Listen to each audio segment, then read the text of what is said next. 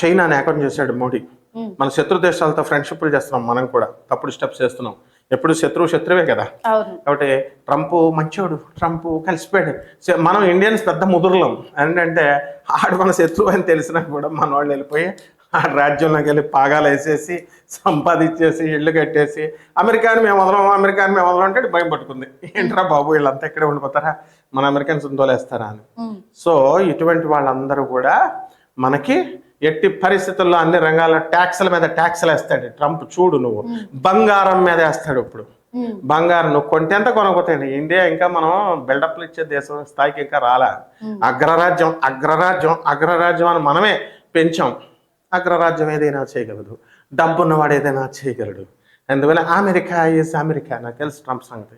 అందుకని ట్రంప్ ఎట్టి పరిస్థితుల్లో అన్ని ఫీల్డ్స్ మీద ట్యాక్స్లు పెంచుకుంటూ వెళ్ళిపోతాడు. ఎన్ఫోర్స్మెంట్ అంటే ఆయన బలవంతాన్ని వచ్చి మనం వాడి పరిస్థితి వినేలాగా చేస్తాడనమాట.